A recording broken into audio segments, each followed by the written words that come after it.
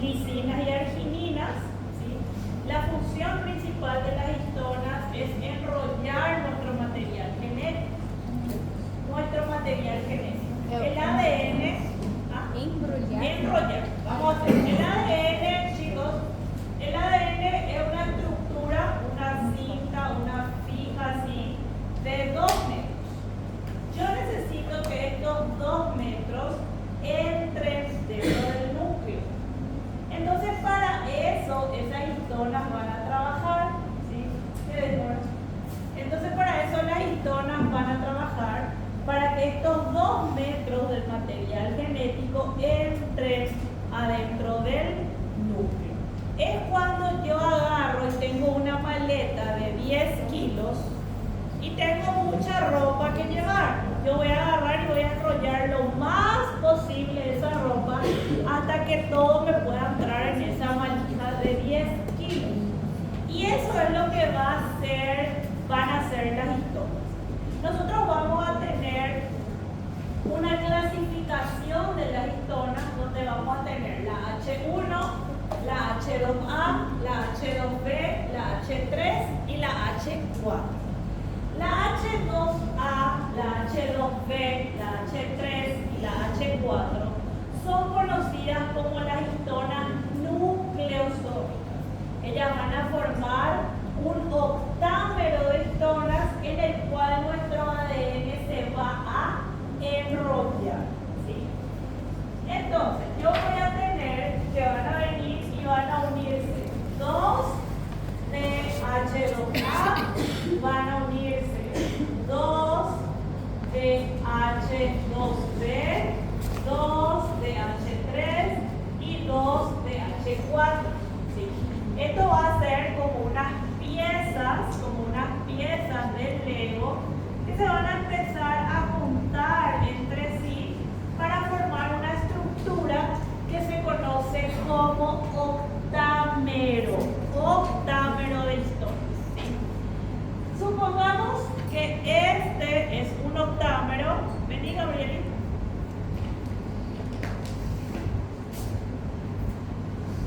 Le voy a tocar acá. Este ya tiene un octámero de 8 histonas, para este. Y yo tengo otro octámero de histonas. Este es mi ADN. Esta es toda mi cinta de ADN. Este octámero tiene carga positiva y este ADN tiene carga negativa. Va a haber una atracción electrostática entre esta carga positiva y esta carga negativa y se van a juntar. Va a haber una atracción electrostática. Cuando hay esa atracción electrostática, este ADN que tiene carga positiva va a dar 2 vueltas sobre este octámero. Entonces, cuando ella da 2 vueltas, yo tengo un nucleosoma y este es otro nucleosoma, ¿sí? Cuando se tienen 2 nucleosomas, va a venir una histona, que es una histona H1. Esa histona H1 va a cerrar, va a sellar y va a abrazar a este nucleosoma. Cuando abraza este nucleosoma, vamos a tener algo que se conoce como cromatosoma. Acá va a haber un espacio de ADN, que esto se llama ADN espaciador. En este ADN espaciador va a venir una proteína que se llama condensina. Cuando viene esa proteína que se llama condensina a unirse a este ADN espaciador, esto va a empezar a enrollarse y mis nucleosomas se van a juntar. Y de esta manera es que se va a enrollar mi material genético. Gracias. ¿Se entendió? Entonces, las histonas que son nucleosómicas más el ADN forman el nucleosoma. Cuando aparece la H1 se forma el cromatosoma, ¿sí? Y la enzima llamada condensina es la encargada de generar el ese material genético. ¿Sí? La condensina va a ser la encargada de inducir el enrollamiento de ese ADN para que ese ADN pueda ingresar dentro del núcleo. Cuando llega H1, la condensina va a llegar. Esto es muy importante, chicos. Si la H1 no se llega a colocar en el nucleosoma, la condensina tampoco va a llegar. ¿Sí? O sea que el trabajo de la condensina depende de la H1. ¿Sí? La H1 va a llegar, se va a colocar y ahí tenemos un nucleosoma más H1 que forma un cromatosoma. Atiendan esos conceptos para el examen. ¿Sí? Y estas piezas del Lego que van a formar ese octámero de histonas, que son la H2A, la H2B, la H3 y la H4, se deben de unir.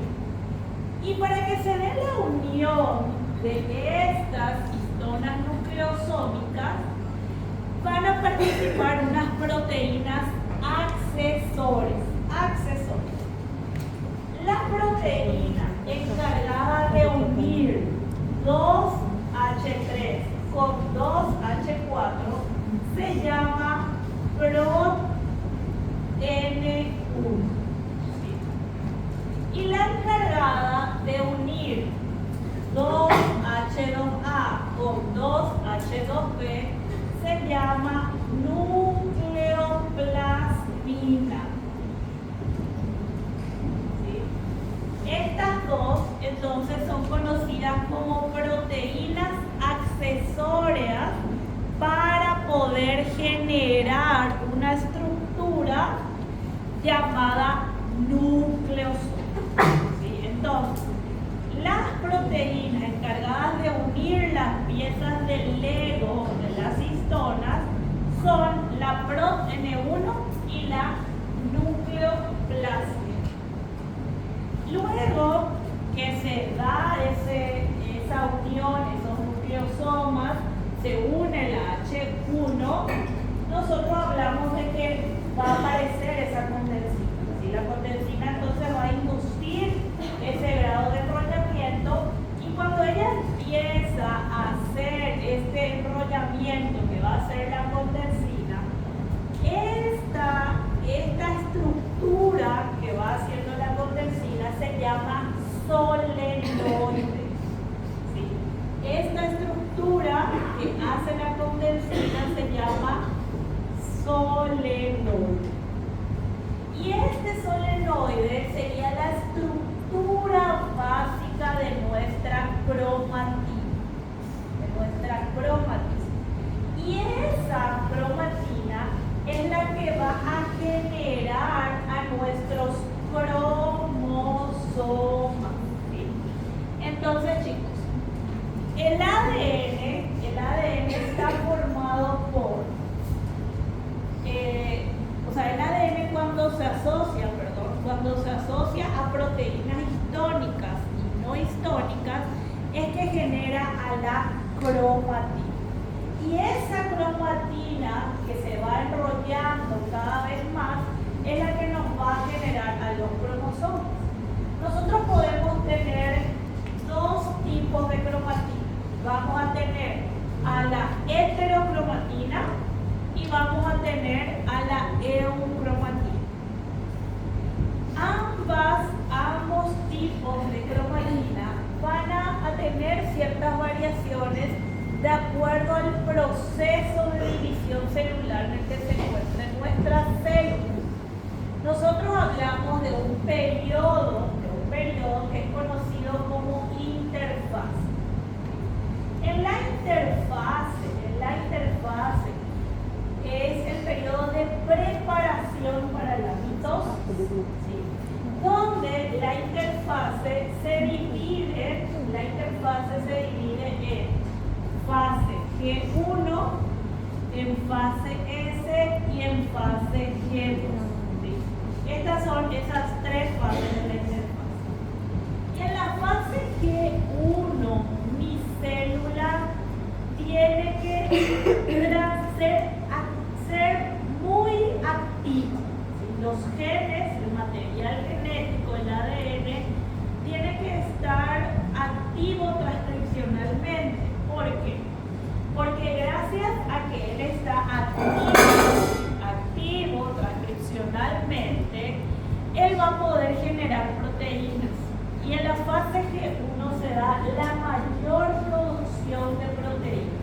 El núcleo está muy activo porque tiene que preparar a la célula para entrar a la fase S, que es la replicación. Porque en la replicación la producción proteica empieza a disminuir. ¿Sí? Porque lo que se tiene que hacer es exclusivamente duplicar ADN. La transcripción disminuye y la replicación es la que va a estar aumentada. ¿Sí? Y en la fase G2, mi transcripción ya está simula, ¿sí? Ya solamente se prepara la célula para dividir lo que ella replicó. ¿Sí? Entonces, entre la fase S y la fase G2 voy a tener mucho material comprimido, mucho material compacto, material denso. La eucromatina, en cambio, es cuando nosotros tenemos porciones de ese ADN que están transcripcionalmente activos. ¿Sí? La eucromatina es cuando todos nuestros genes están menos compactos. Entonces, ese grado de estar menos compacto va a ser en G1 y también van a ver porciones del ADN que, de acuerdo a la señalización, a la comunicación celular, se van a tener que descomprimir para poder tener esa información, ¿sí? Para poder tener la información. Nosotros podemos, chicos, hablar de que hay porciones eucromáticas, aunque sean transcripcionalmente activas,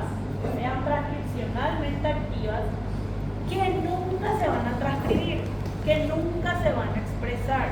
Una cosa es que yo tenga la capacidad de hacer algo y otra cosa es que tenga la voluntad para hacerlo. ¿Sí? ¿Se entiende? Entonces, yo tengo la capacidad para hacer algo, pero otra cosa es que yo me levante y haga eso. Entonces, la eucromatina es eso, ella es capaz, ella está activa para que su gen se exprese, pero no por eso el gen se va a expresar. El gen solamente se va a expresar si viene una señal del medio extracelular y le dice: vos tenés que expresarte. Yo necesito la información que está en tu gen. ¿Se entendió? En cambio, la heterocromatina, que es más compacta, la heterocromatina que no es transcripcionalmente activa, se podría volver activa y se podría transcribir. ¿Sí? Porque, ¿qué pasa? La heterocromatina está dividida en dos. Yo tengo una heterocromatina que es constitutiva y una heterocromatina que es facultativa. La heterocromatina que es constitutiva, ella nunca va a poder ser eucromática. Ella nunca va a ser transcripta. Esos genes no tienen porción para comportarse como codificados. Ellos no van a transcribirse en ningún periodo de la división celular. Então seria esse padrão de heterocromatina e eucromatina que vai garantir que as células cumprem funções diferentes em determinado processo? Sí. El patrón justamente de que yo voy a tener diferentes heterocromatinas facultativas que las tuyas. Y eso va a depender mucho al grado de silenciamiento que tenga ese gen, a la cantidad de metilaciones, porque vamos a ver cuando veamos replicación que la metilación está muy vinculada al silenciamiento de esos genes, a que ese gen tiene que estar en una heterocromatina facultativa, por ejemplo, ¿sí? Y por eso tenemos esa otra heterocromatina que es la facultativa, en donde ella sí puede volverse transcripcionalmente activa, ¿sí? ¿Y qué va a pasar? Y esto que les voy a decir es pregunta de examen.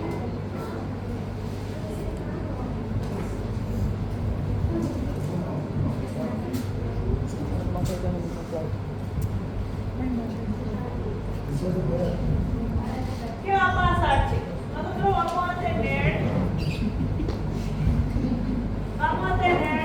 en el caso de nosotras las mujeres, tenemos 2 cromosomas X, ¿sí?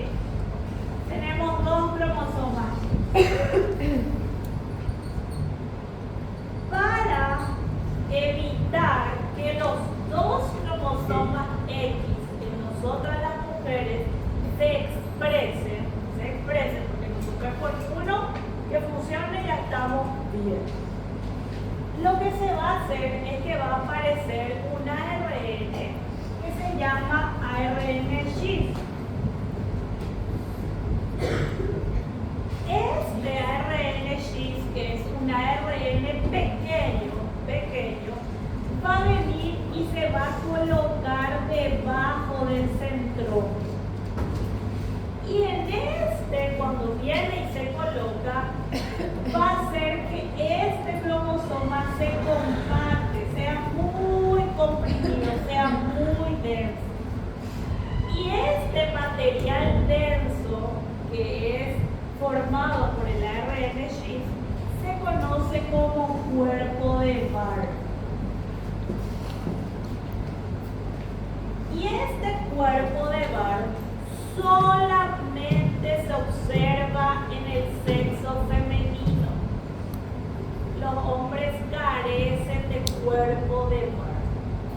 Entonces, una manera de diferenciación de sexo, de poder saber de que esa muestra que yo estoy mirando pertenece a el femenino, no a masculino, ¿sí?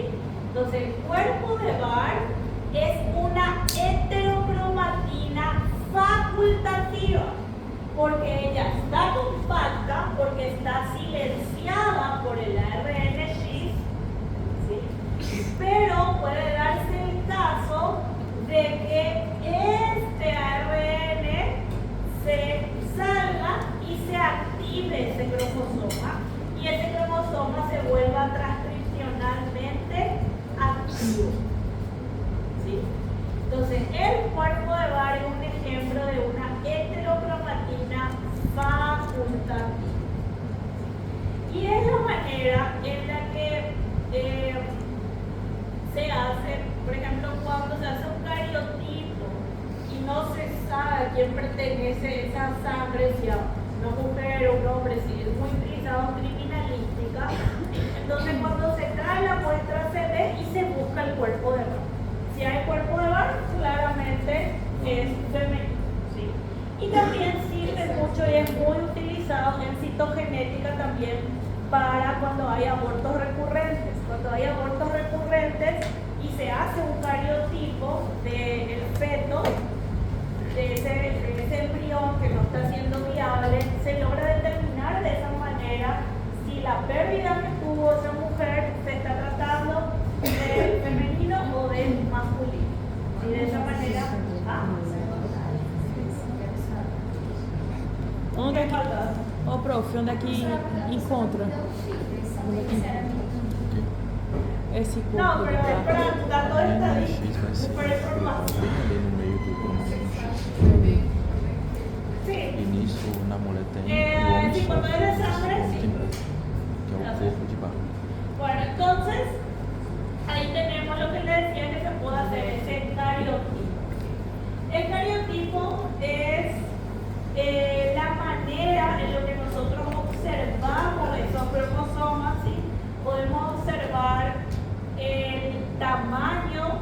la forma, ¿sí?, de esos cromosomas y tenerlos esos cromosomas de forma ordenada, ¿sí? Eso es el cariotipo. Y el cariotipo se tiene que hacer un tratamiento especial, ¿sí? Se hace algo que se conoce como técnica de bandeo cromosómico. Esta técnica de bandeo cromosómico incluye previamente un cultivo de la sangre o del material que tenemos. Se tiene que cultivar ese material y nosotros tenemos que parar la división celular en una fase que se llama metafase. Porque cuando la célula entra en metafase, en ese periodo en que la célula alcanza su mayor grado de enrollamiento. Los cromosomas de esa célula alcanzan el mayor grado de enrollamiento.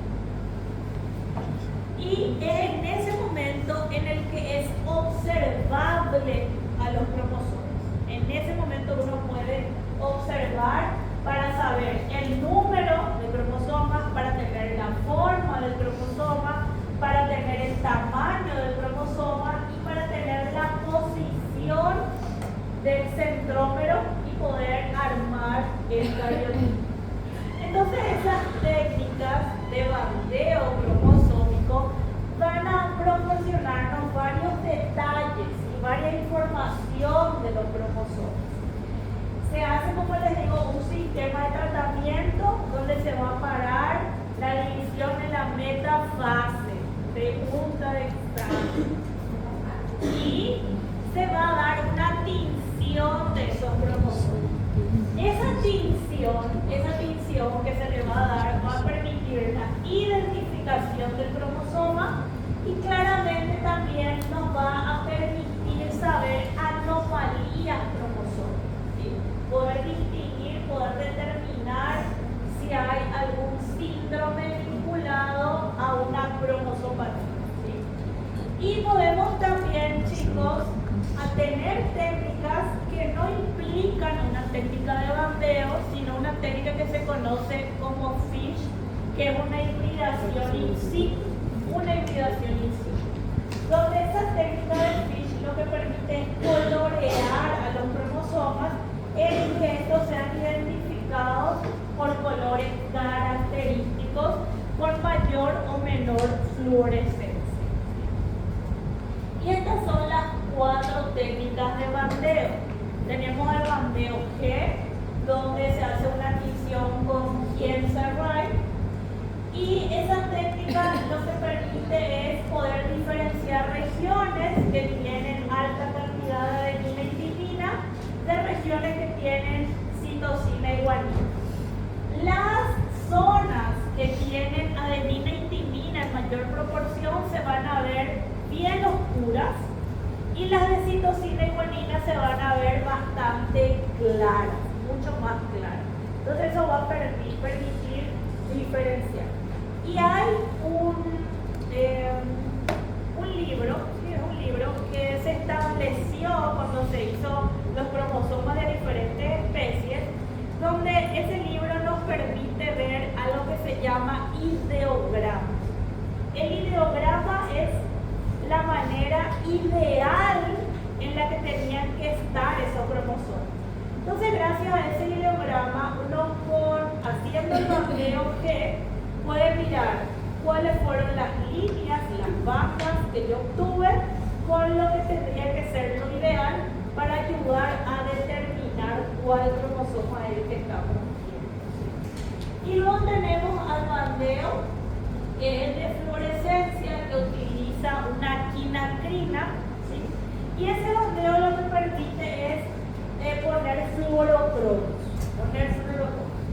Los que van a detectar, van a ser más fluorescentes, van a tener un color más fluor, van a ser las bandas que tienen adenina y timina, y las que van a ser con menos fluor van a ser las de citosina y guanina. Y luego tenemos las bandas R, donde las bandas R son un bandeo particular, en donde más bien se hacen cambios químicos, ¿sí? Y esos cambios químicos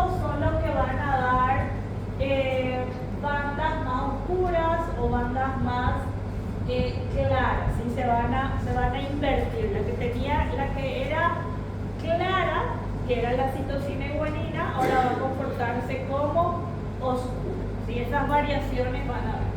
Y luego tenemos el bandeo C, donde el bandeo C no me da una diferencia de colores, sino que el bandeo C lo que me muestra es el centrómero. Me distingue el centrómero de esa heterocromatía. Professora, no caso, eu vou saber se tem alguma coisa errada, se a coloração der diferente do esperado.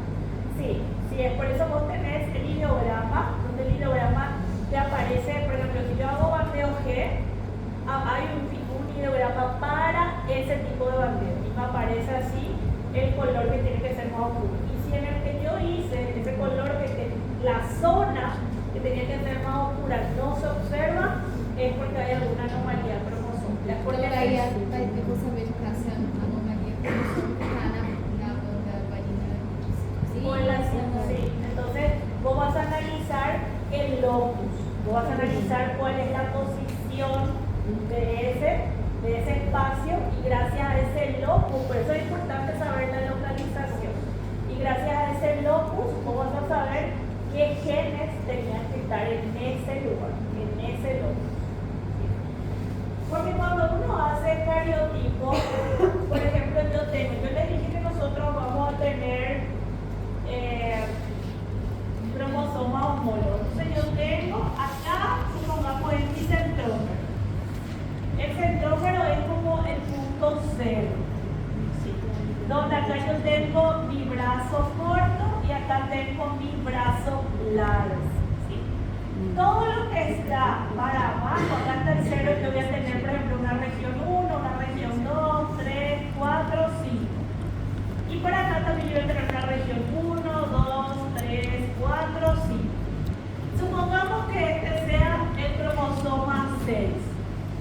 Y yo sé que en el cromosoma 6 está un gen para transglutaminasa. Y yo sé que hay una posición específica en que tiene que estar ese gen. Y yo te voy a decir, bueno, es en el 6, es en el brazo B, en el brazo corto, es en la región 3. Y esta región 3 se vuelve a dividir en bandas. Yo puedo tener bandas. Y esta banda puede tener subbandas. Entonces esto me va a indicar el número de cromosomas. Esta letra me indica si es el brazo corto o el brazo largo.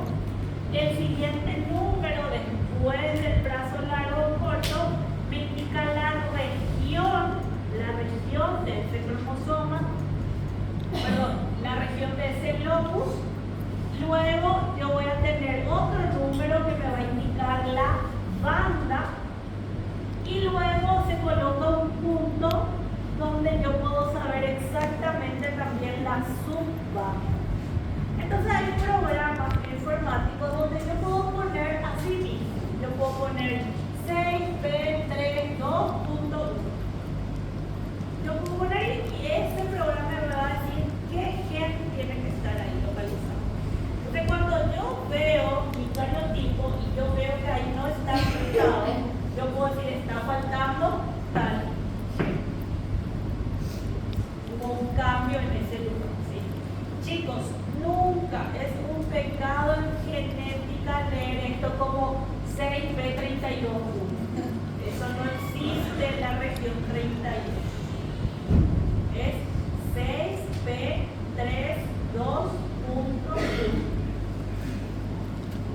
Mi mamá, cuando yo hice la maestría, una compañera que pasó a poner el hijo así, la profesora así le dijo. Entonces, cuando ustedes pongan sus patologías y vengan y me tengan que decir un locus, ya les advierto. Todas las patologías usted me tiene que poner el cromosoma, me tiene que poner la localización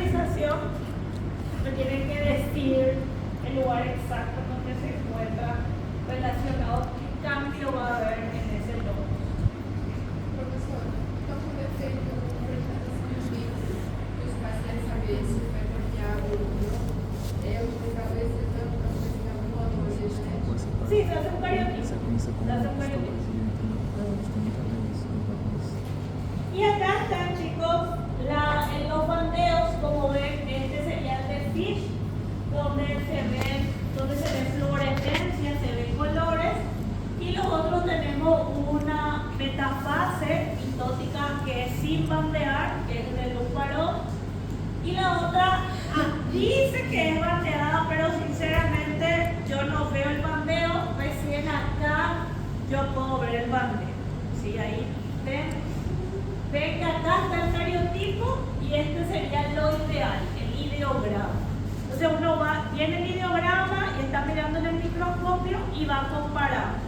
Para mí, cuando yo hacía el cariotipo cromosomal, el primero que yo buscaba, o sea, lo primero que hay que hacer es contar. Vos vas cerrando el círculo si hay 46. Si hay 46, ya decía, ok, el número está bien.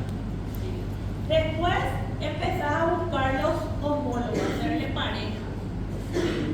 Ahí cuando ya le va haciendo pareja, buscas el centrómero para ordenar por tamaño, para saber si es metacéntrico, submetacéntrico, acrocéntrico, telocéntrico. Y después de que ordenás los centrómeros y colocas todo el tamaño, empezás a mirar las bandas. ¿Sí? Cuando yo ordenaba ya así, yo el primero que siempre buscaba era el cromosoma 9. Para mí distinguir el 9 siempre fue más fácil, porque el cromosoma 9, cuando se ve, tiene dos bandas bien oscuras. Aquí, después se ve el centrómero, y después tiene otra vez dos bandas bien oscuras. Acá, dos bandas bien oscuras arriba y dos bandas bien oscuras abajo, en el cromosoma 9. Y este es un cariotipo de un varón normal, porque tiene X y tiene Y. ¿Sí?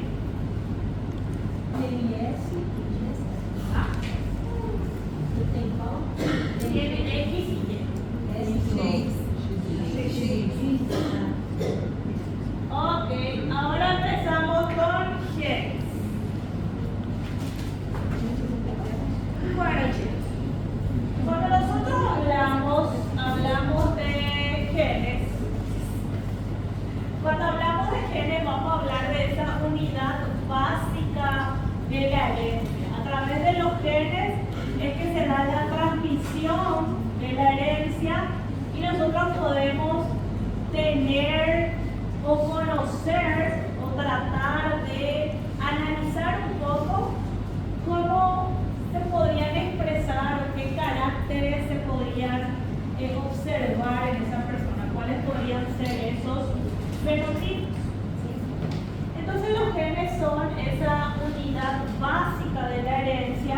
Los genes son segmentos de ADN que nos dan una información, que nos van a decir cómo va a funcionar nuestra célula a lo largo de toda nuestra vida. Y eso es lo que nos va a explicar los genes. Los genes pueden ser estudiados desde 3 ángulos. Yo puedo estudiar a los genes desde la parte molecular, que es lo que nosotros vamos a ver hoy, cómo se conforma cada uno de esos genes, cuál es su estructura del gen. Eso es estudiar la parte molecular, saber si ese gen tiene parte reguladora, si tiene parte promotora, cuántos nucleótidos hay en su porción codificadora, cómo se forma, cómo es la estructura de ese gen. Y luego podemos también estudiar a esos genes de acuerdo a las leyes de Mendel, al comportamiento mendeliano. ¿Sí? Si ese gen va a ser expresado o no va a ser expresado, cuál va a ser el comportamiento de acuerdo a esas 3 leyes de Mendel. ¿Sí? Eso vamos a estudiar también. La próxima vamos a dar mitosis y después eutrofilia. Y después también vamos a estudiar los genes desde el ángulo poblacional. Cuando nosotros estudiamos a los genes desde el ámbito poblacional, lo que nosotros buscamos conocer es la frecuencia alélica de esa población, de saber qué es lo que se expresa o qué es más común en una población que otra. Y vamos a la anemia falciforme. Los genes que están vinculados a la producción de una anemia falciforme, que hay esa mutación, la frecuencia alélica es mayor en las personas que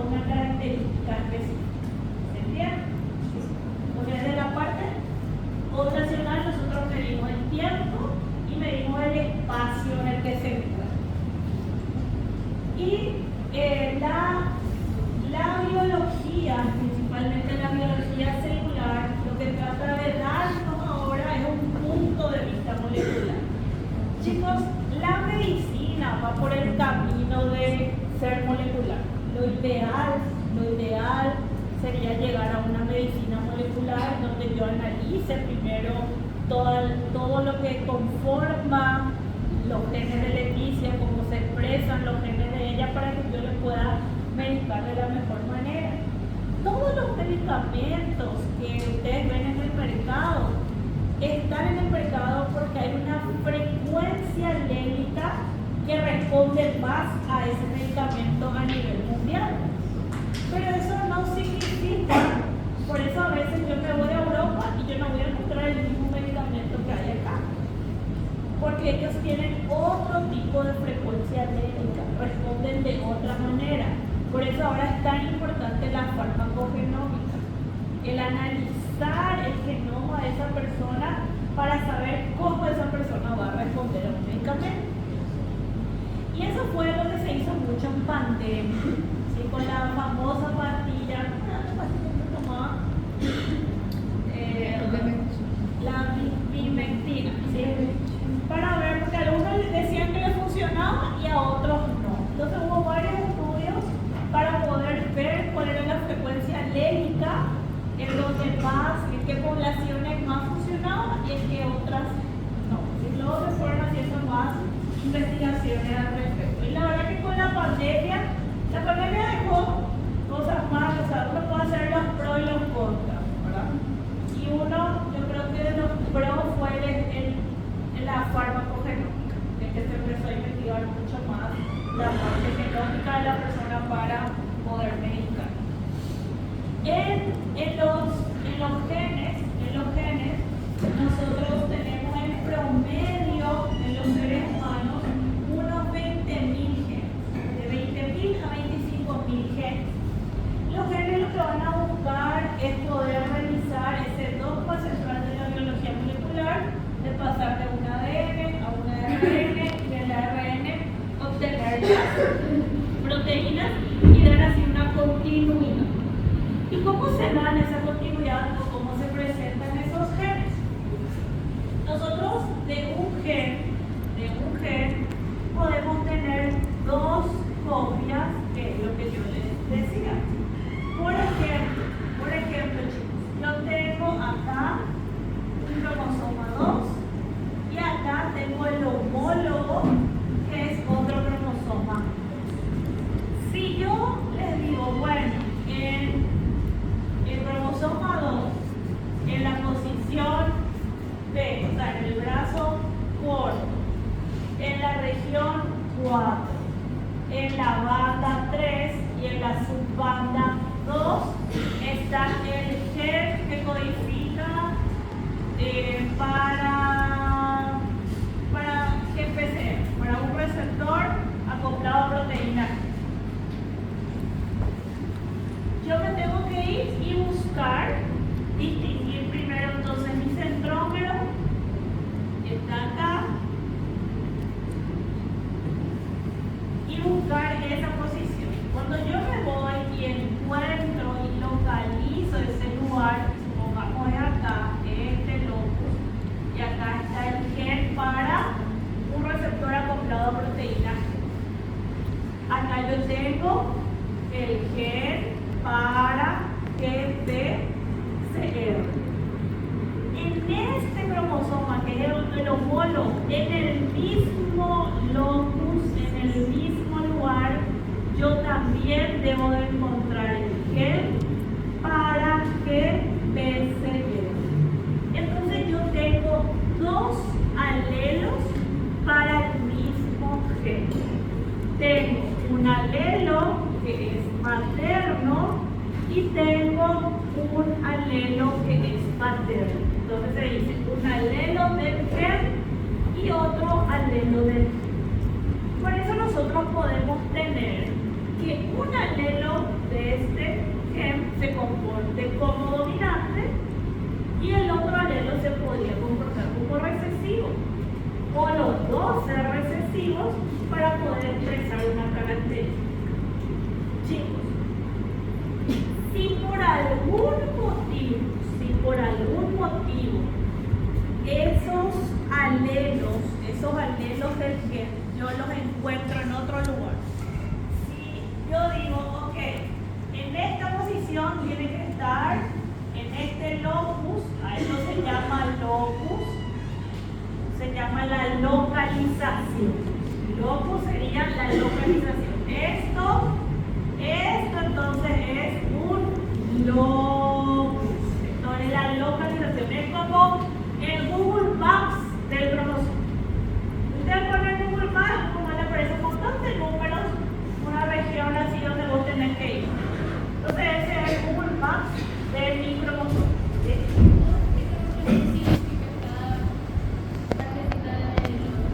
Este es mi número de cromosoma. La letra que va a estar va a ser si es el brazo largo o el brazo corto. Esto es mi brazo corto. El siguiente número es la región. Después tengo la banda y la subbanda. ¿Sí? Entonces, vamos. Cromosoma largo o corto, brazo largo o corto, banda, región, banda y subbanda. ¿Sí?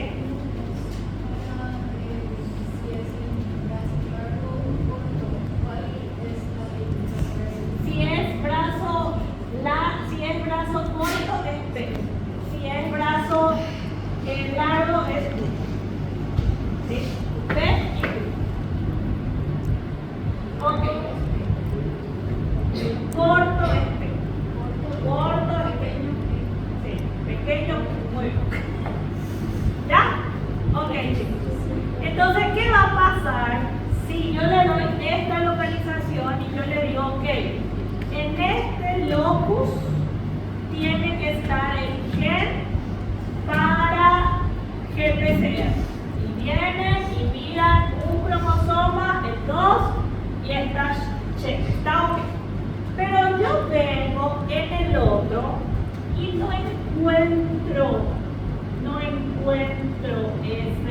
esa parte.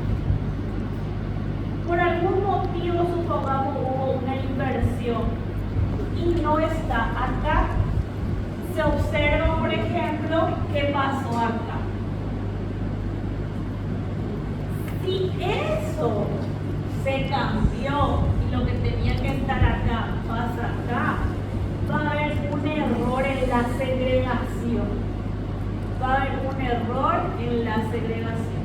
Porque para que los cromosomas homólogos se puedan segregar de forma correcta yo pase 50% y otro 50% y lo pueda repartir en mis líneas germinativas, estos tienen que aparearse. Yo tengo que aparear mis locus de los cromosomas homólogos.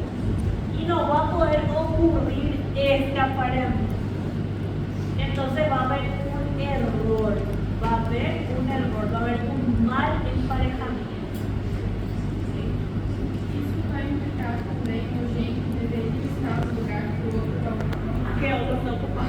Bueno, a ver, entonces ahí van a ver ciertos problemas de inversión, de lesiones, translocaciones, y pueden haber varias variaciones.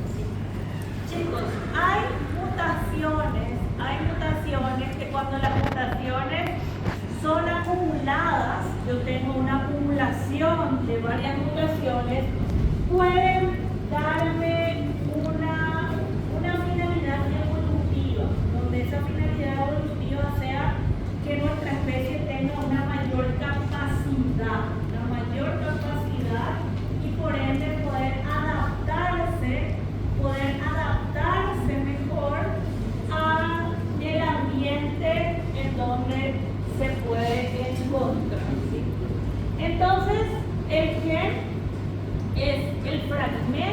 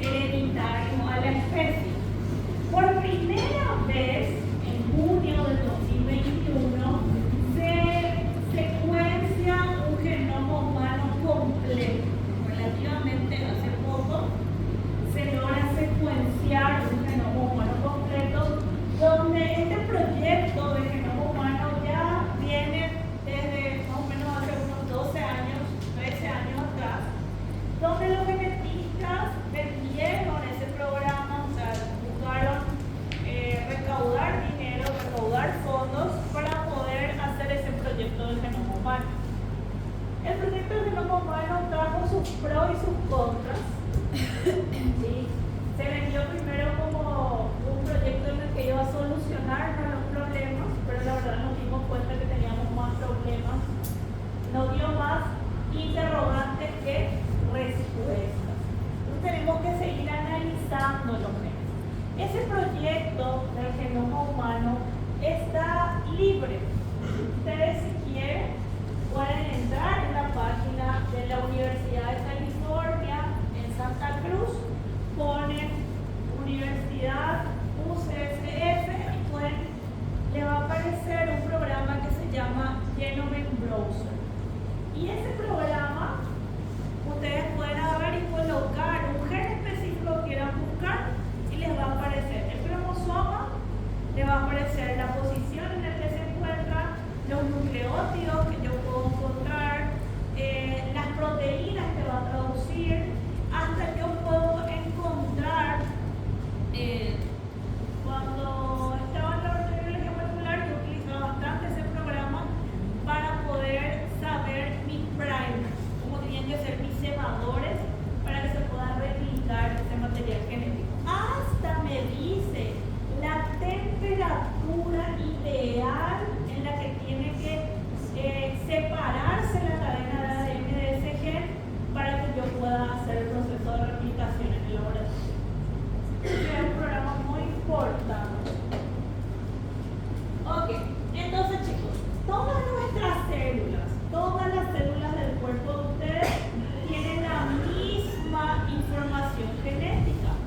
Mi célula hepática, mi célula renal, mi célula cardíaca, las tres células tienen la misma información genética. La expresión va a cambiar de acuerdo a la necesidad que va a tener cada célula. ¿Sí?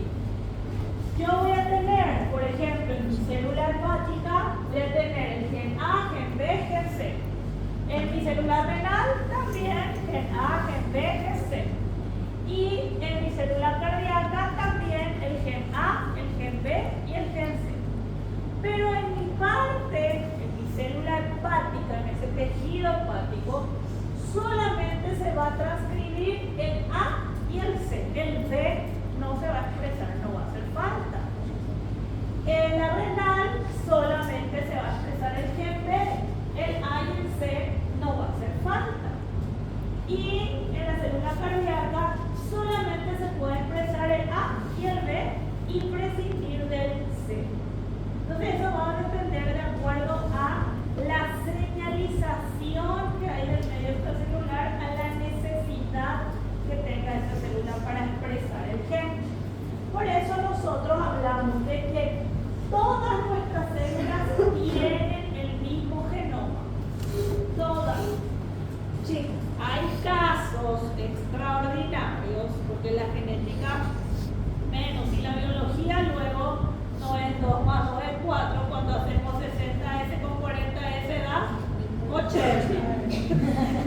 Entonces, si la biología no es la genética menos. ¿Sí? Entonces, hay casos que se hablan de personas que pueden ser quiméricas, ¿sí? Donde yo puedo sacar una porción de la célula y que tenga una trisomía, en otras sí tienen los 46, o sea que sea una quimera. Eso es una variación a nivel de una mitosis de células somáticas. Se podría, no es eventual, pero hay casos. Entonces, lo ideal, el de una persona ideal, sana, ¿sí? Es que tenga el mismo genoma en absolutamente todas sus células. Pero en cada célula va a variar lo que se conoce como transcriptoma y como proteoma. El transcriptoma se refiere a la cantidad y calidad de ARN que va a ser transcrito en esa célula, que va a ser generado en esa célula, específicamente de ARN mensajero, porque el ARN mensajero es el que está conformado por los codones, por ese triplete de nucleótidos que me van a dar la información de los aminoácidos.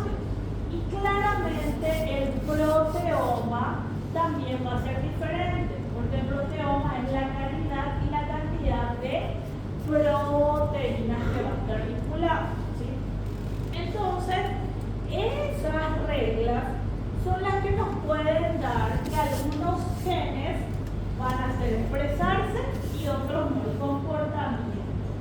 Entonces nosotros hablamos de que tenemos genes que nos van a dar unas características por ser dominantes y otros que nos van a dar otras características por ser recesivos. Chicos, si yo tengo un dominante, un gen dominante, como el caso del factor RH, supongamos que yo heredo el gen del factor RH dominante de mi papá y el factor RH recesivo de mi mamá.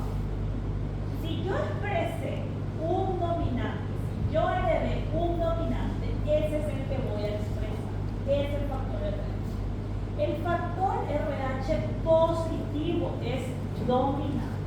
Con que yo tenga una copia, un alelo de ese gen, yo voy a expresar. En cambio, el que haya personas que tengan ojos claros o que sean del grupo O, las personas que son del grupo O, es porque le damos los genes recesivos. Heredamos dos copias de ese gen recesivo y por eso desarrollamos y tenemos ese fenotipo O.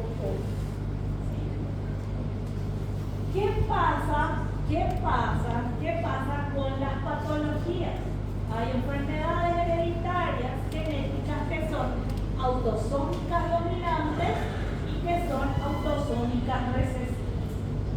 Si yo heredo un gen que es dominante, y ese gen que se comporta de forma dominante tiene una variación genética, y yo heredé de mi papá, yo voy a desarrollar esa patología. Si es recesivo, se tiene que dar el caso de que justamente yo heredé mis padres biológicos tengan los dos presentes en el recesivo. Entonces yo voy a heredar los dos y voy a tener que desarrollar ahí la patología. Por eso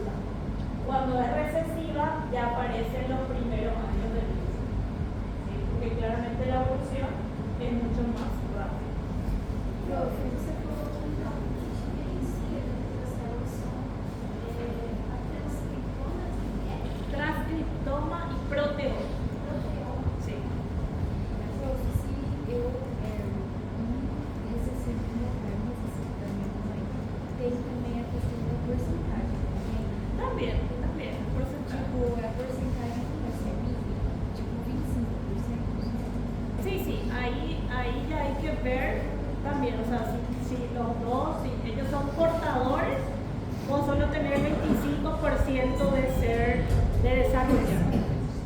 Si por ejemplo tus padres son portadores y tienen 4 hijos, solamente uno de los hijos es probable que desenvuelva. También está eso. Para todos los casos. Para todos los casos. En que es recesivo. Sí. En el que es dominante, está ahí siempre. Y dominante en todas las generaciones yo voy a observar. En todas las generaciones. Cuando una enfermedad es de desarrollo dominante, en todas las generaciones se va a observar. Y eso es muy importante para el caso de algunas patologías que son más comunes en hombres, más comunes en mujeres. Por ejemplo, el cáncer de mama. El cáncer de mama es mucho más frecuente en mujeres, pero también se da en varones. Cuando el cáncer de mama en una familia tiene un varón, por no decirle 100%, porque como le digo, yo no puedo, ni la paternidad aparece 99,9%, no dice 100%, pero un 99,9% es genético. Es genético, no hay caso, toda la familia debería de someterse a hacerse BRCA1, BRCA2 para, bueno, eso es la decisión de cada uno, pero lo recomendable sería que se haga si quieres saber. Mi hermana, por ejemplo, dice que ella no quiere saber. Yo sí me hice porque mi tío tuvo cáncer de mama, entonces es mejor saber. Eso es muy individual. Ahora vamos a hablar de ADN mensajero. ¿Hacemos el acceso ahora o continuamos? Bueno, voy a ir unos 15 minutitos porque yo quiero ir al baño también y volvemos.